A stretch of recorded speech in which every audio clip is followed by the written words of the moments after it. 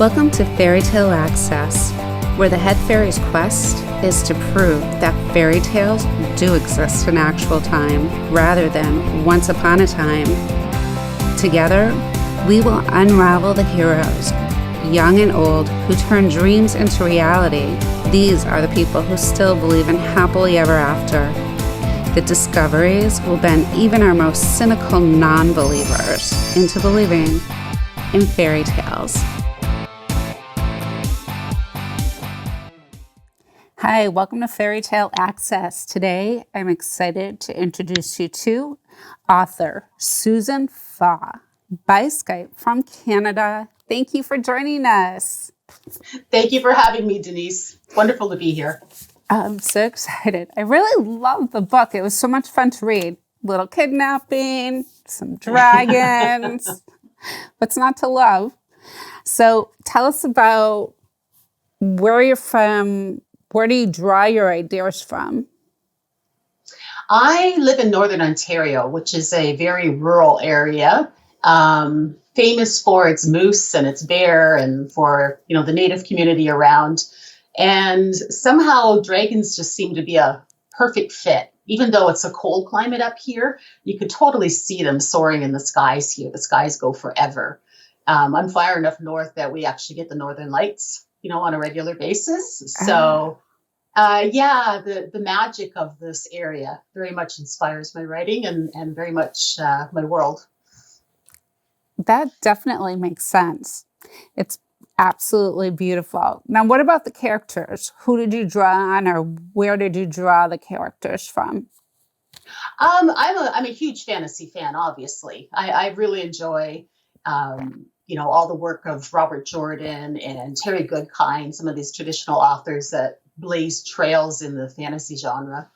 And I find that the most relatable characters for me are ones that have, a very definite arc to their storyline, how they come from, simple, humble beginnings and rise to be a hero.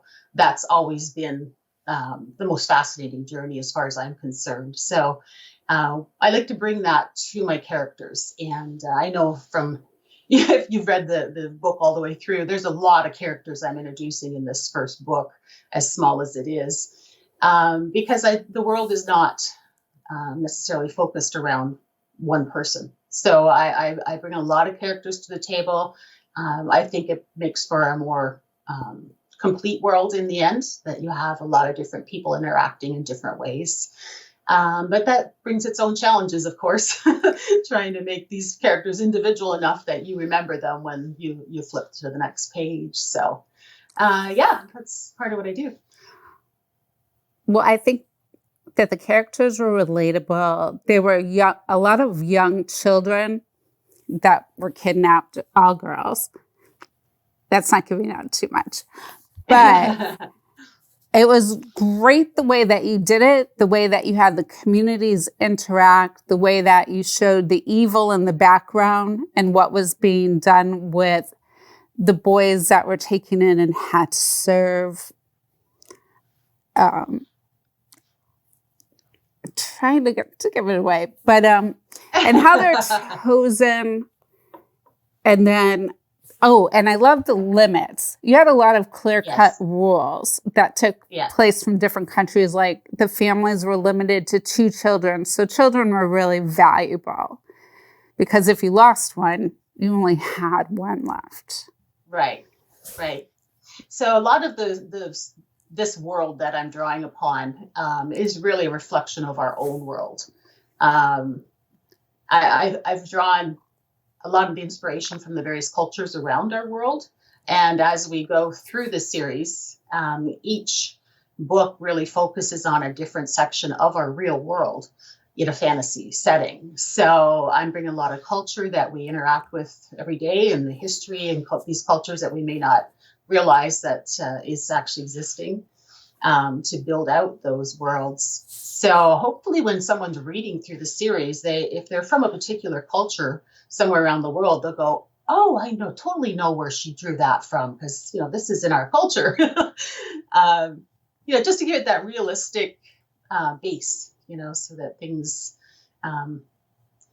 I believe when you're writing fantasy, you still have to have solid foundations, something to really hook, your understanding on.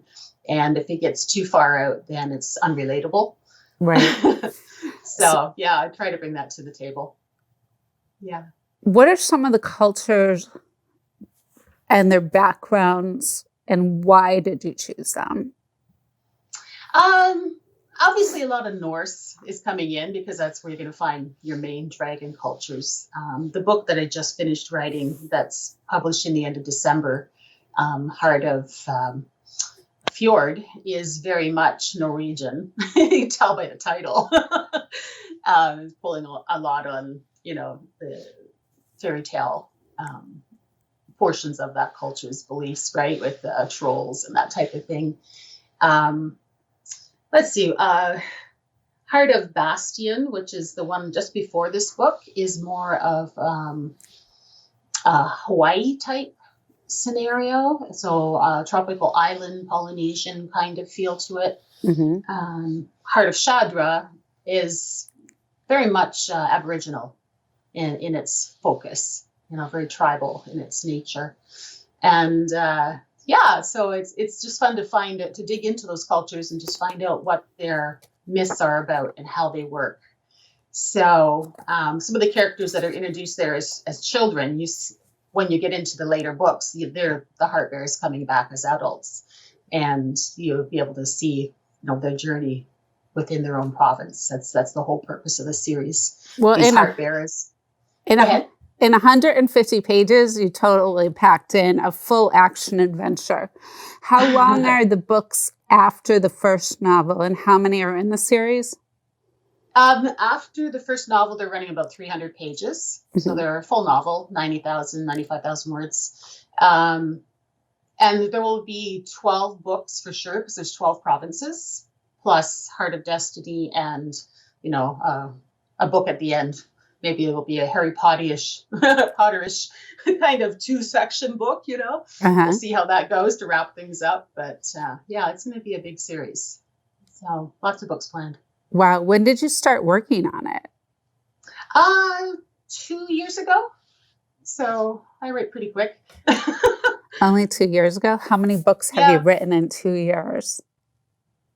Well, this series is what I've been focused on. So, but I have another bunch of books that I've been, in process, different series that I'm starting. So, how many books do you write a year? 4, 5. Wow. Yeah. It's a lot when working full time still. So. Oh, really? Yeah. So this is your part-time job?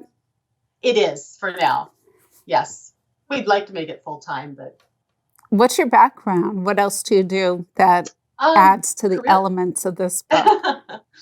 My career has been as an insurance adjuster. So I've dealt with a lot of,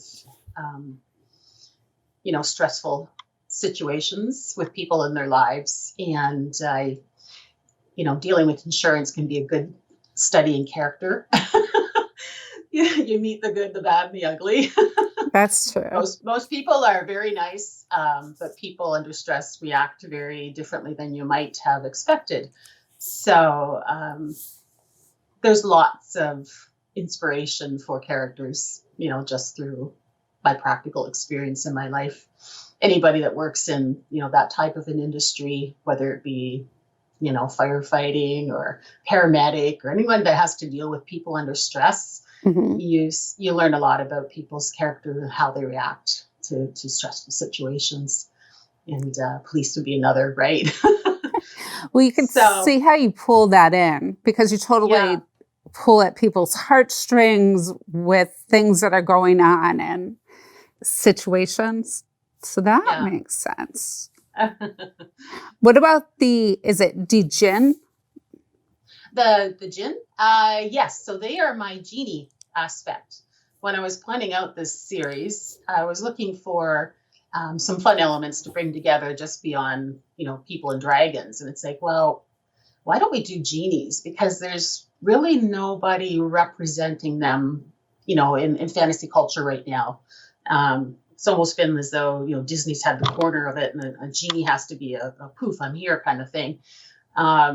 but that's not the way they are represented in culture.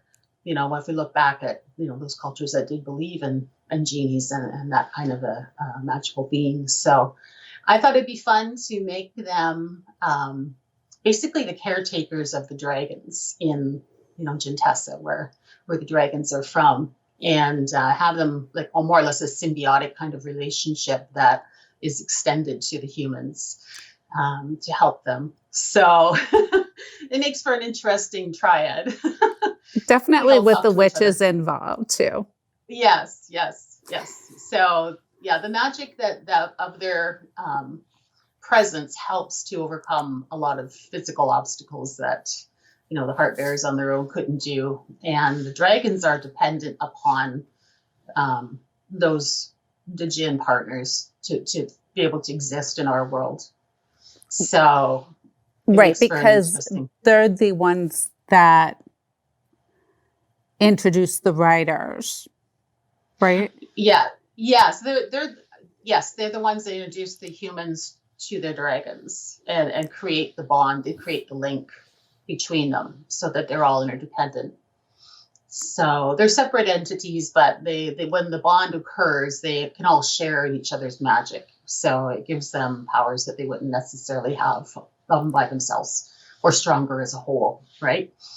Right, that was cute. It was a cute little triangle. I like how that worked. And they're shapeshifters as well. They're shapeshifters, of course. Genies are shapeshifters.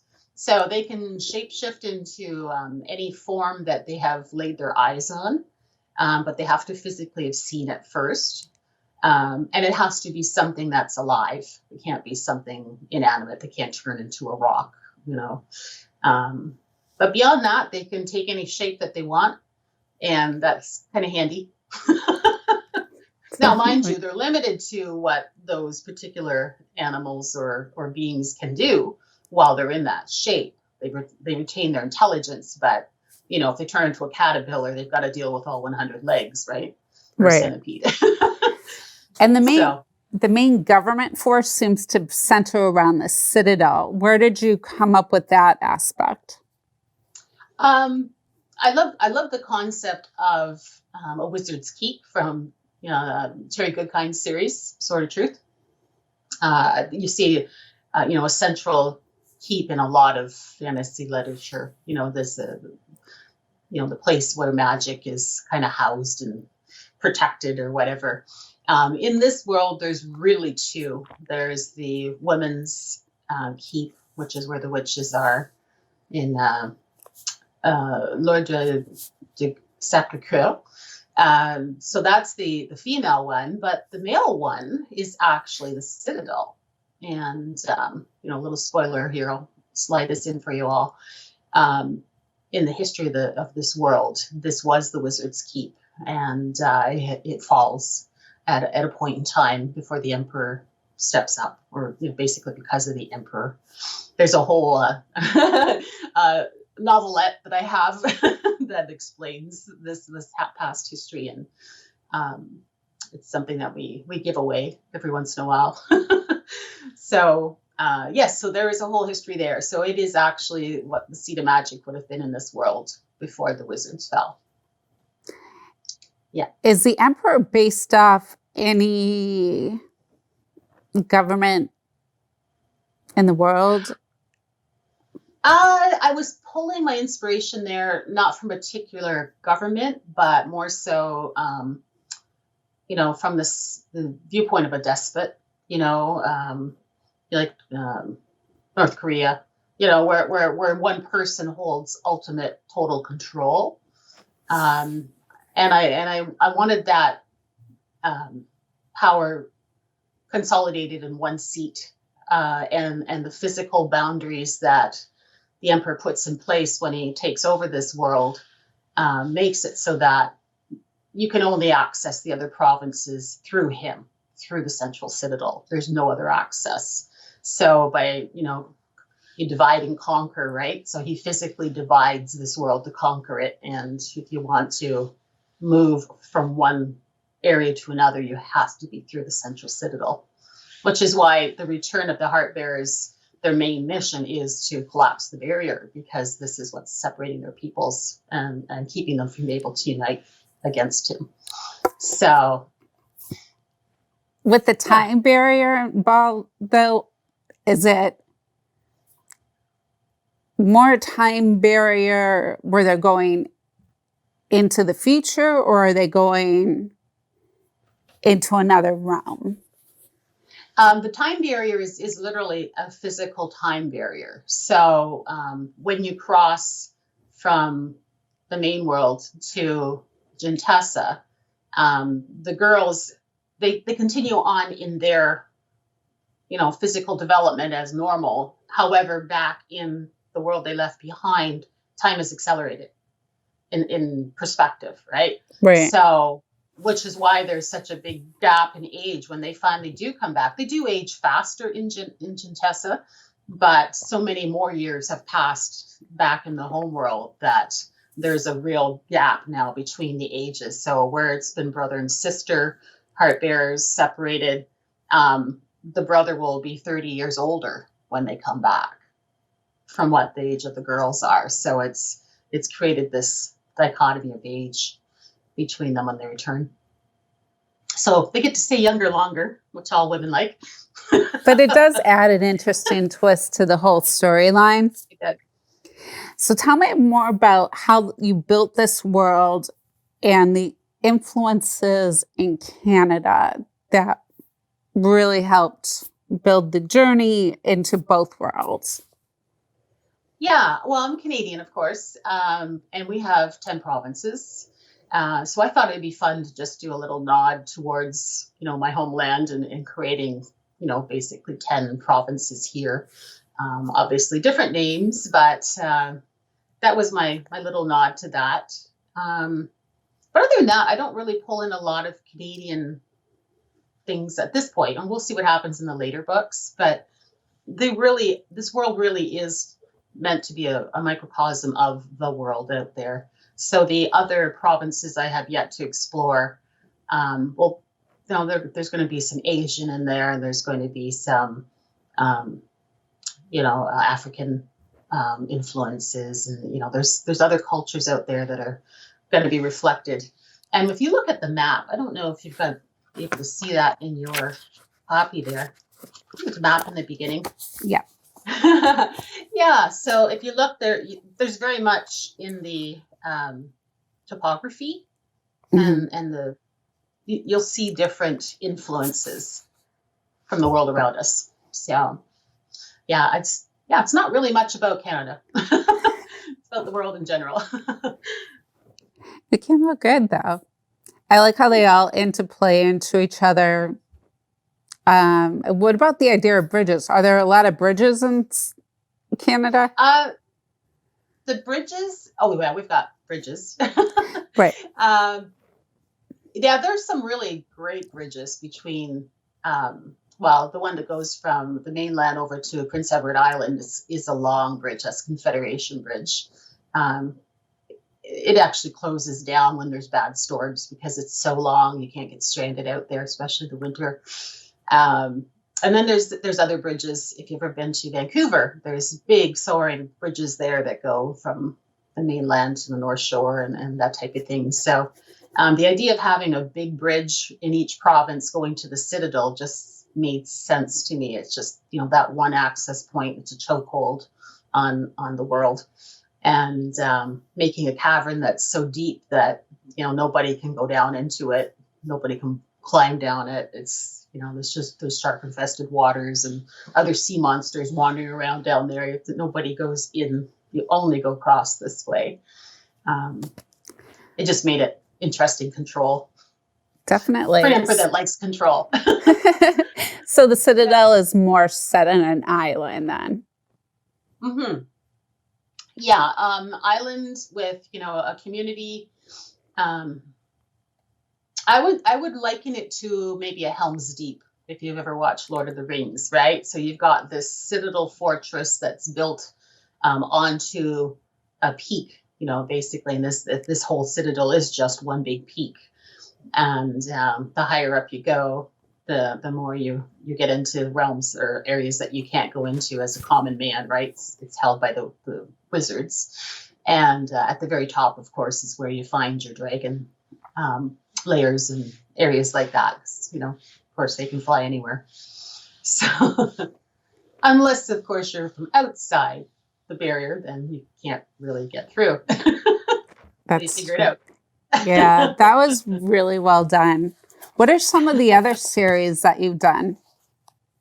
My very first series was actually a mythology. It's called the Spirit Shield Saga. This one is called The Heart of the Citadel. Spirit Shield Saga is, I like to describe it as, when I'm pitching it at live events, as 4 sibling demigods who are battling for control of the souls of the dead. So it's about these 2 young people, again, because I write young adult, who are basically slain in the first chapter. They're killed, and their souls are transmuted to a pair of babies that are being born on the other side of this world, and they have to go on this journey of discovery to figure out who they are and why they are and why they have these special powers. But basically they're the guardians of the souls of the dead, and there's a sibling who wants total control of that world too, which is their sibling Helga, who's goddess of the underworld. She's not content with just having the underworld; she would like to have the whole pie. So it's 4 books, 3 books and a novella in that main series, and it did pretty well. Won a couple of awards along the way, so Oh, that's great. It's a good series. Yeah, so that's where I got started. That one I wrote from 2015 through to 2018. I finished that one up, and then this one I started then. So yeah, we keep writing. Did your first book that you ever wrote take the longest to write, or were you always? Yes. Oh, really? Yes. How long did that take? Probably solid 6 months. Discovery wrote it, answer. It was a fun journey just to, and I tend to write this way anyways, still now. I have a little bit more of an outline just because it helps me to write faster. But I really enjoy just discovering the journey alongside my characters. And I find that they do talk to me if I allow them to. It just helps me to visualize them as real people, and then I can take the journey alongside them rather than trying to figure out what they're going to do. If I set it up well enough, then it just flows. So yeah, I enjoy the journey. Oh, that's great. Do you use a lot of sticky notes, notebooks, or do you just have a complete outline? I write in Scrivener. I don't know if you know Scrivener at all, but it has these fun little, looks like little press board, bulletin boards kind of thing, right? So you can put a few lines of text in each one. So that's what I do. I kind of do like the cork board outline, just basically, 8 words as to what will happen in that chapter. Gerald picks up the rock and it transforms, and that's it. And I go on, what's the next one? What's the key point that's going to happen in that next chapter? And then I put that down and storyboard it more or less, right? Right. Something that I kind of picked up from studying how Pixar does their programming, their plans for their comics and things that they're doing there when they're making their little movies and that. And they very much work with a storyboard, of course. I mean, that's what illustrators do, but putting it in word format, I find helps too.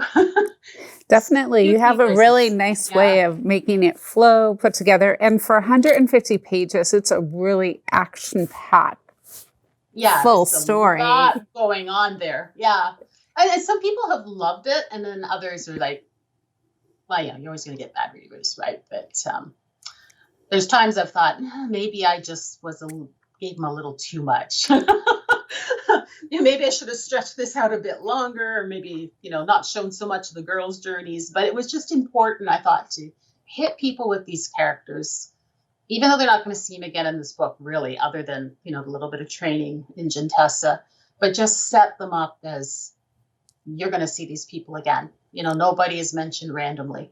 Right. There's not a stray character in that whole book.